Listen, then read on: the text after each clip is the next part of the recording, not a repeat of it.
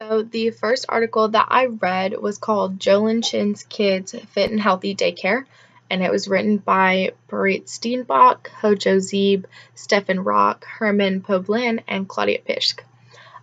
So this article was about a study on childhood obesity and how programs can be implemented into classrooms that promote healthy living, which ultimately are vital to avoiding health problems later on in life. Um, the article was written over a study that took place in 68 facilities and implements healthy eating habits and physical activities of children. The children's parents were involved in this study. They were able to give more information about the children at home. There were also nutritionalists that were there to help the teachers and parents with any questions that they might have along the way. The purpose of this study was to see if children involved in the study had a greater changes in body composition than those that were not in the program.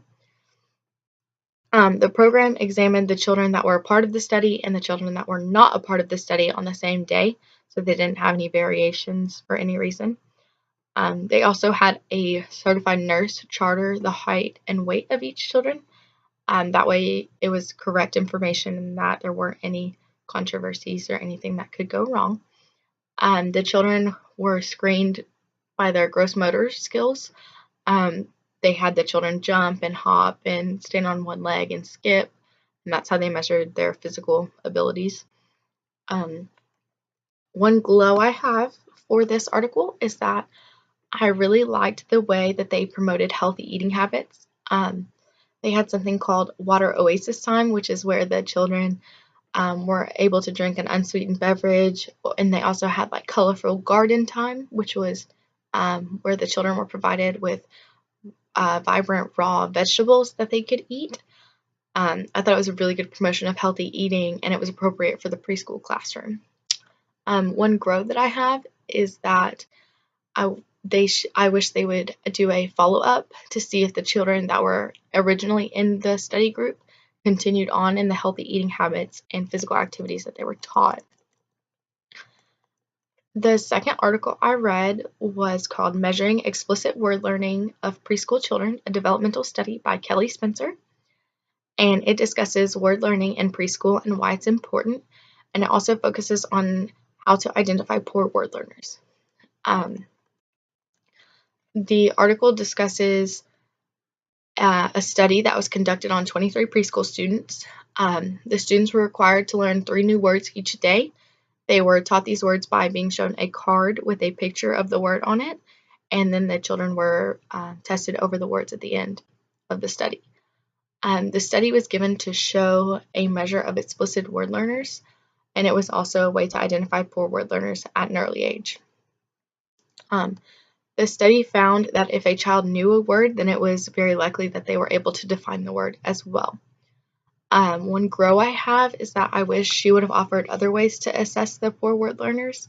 And one glow I have is that I liked how the author wanted to try the study again, but with more students and on a bigger scale, so that way she could check her research and see like how accurate it actually was. The third article that I read was called Common Core State Standards in Students with Severe Disabilities, an Introduction to the Special Issue, and it was written by Duke Charles, Darling Sharon. The article was about the Common Core State Standards and how it claims that it allows all students to be college and career ready. The article also points out a gap between how the standards are implemented and the life skills and academic development that the children actually gain. The main question that the article asks is how the gap can be closed, how the link can be connected between Common Core State Standards and the curriculum needed to support children with disabilities.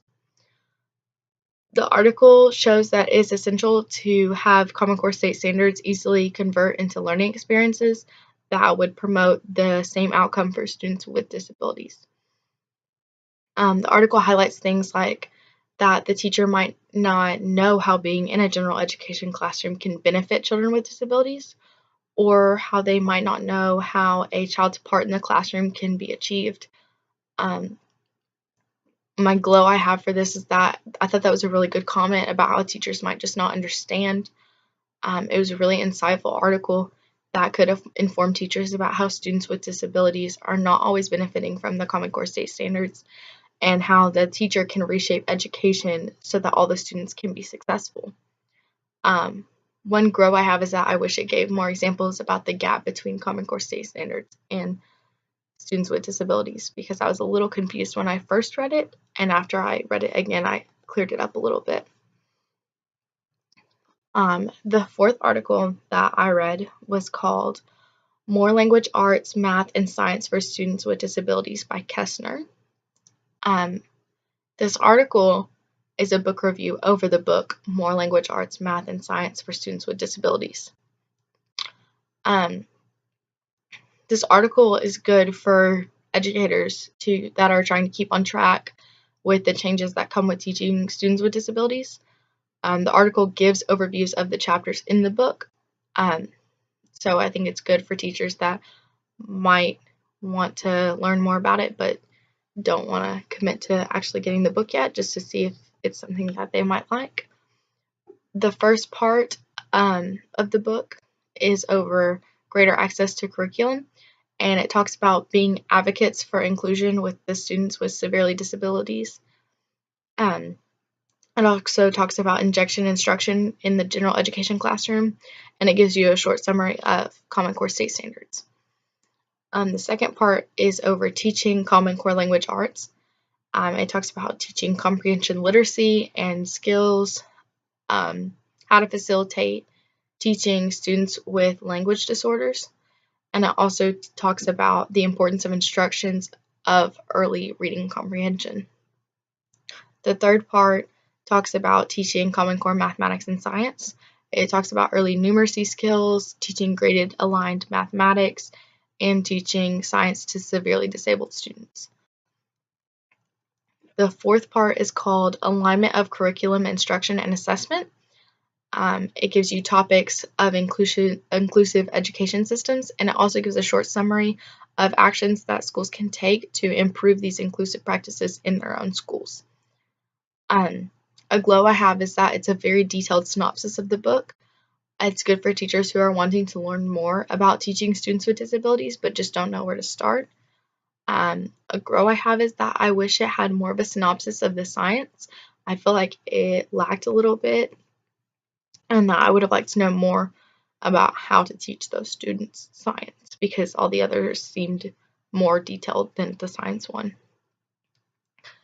And the last article I read was called Supporting Students with Intellectual and Developmental Disabilities to Attend College.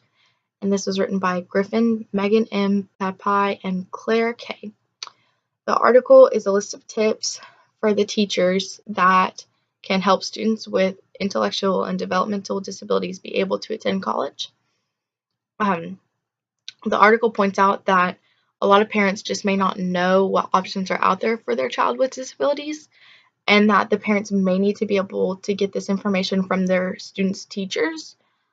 So this article is a good place for those teachers to start and learn those resources.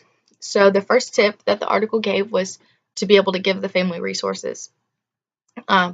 They can do this by understanding what opportunities are available, by providing websites for programs that are close to home. And they can also give information about the Higher Opportunity Act, which can help the family pay for college. Or the teachers can invite specialists to come and speak to the parents about programs. The second tip that the article gave was to let the student be involved in the transition planning. It was shown that students are more likely to obtain goals they set for themselves if they're a part of this process, and that it builds their self-confidence and self-determination. The third tip that the article gave was to teach self-advocacy, navigation skills, and safety skills to the student. It's so they get acclimated to getting around on their own, and it's so they don't put themselves or others at risk. The fourth tip that the article gave was to help students transition to college environments. teachers can help provide websites to students with disabilities to see what colleges will be like and how they can succeed in that environment. A glow I have is that it gave a lot of useful information, like the first tip about giving resources, it listed resources that I didn't previously think about, like inviting a specialist to come and speak to the parents about what's out there. A grow I have is that I wish it would go into more detail about how the students can prepare for the college environment. I feel like they might need a little more than just maybe a website, that maybe if they go and actually visit the programs that they could be a part of, then it would probably help them a little bit more.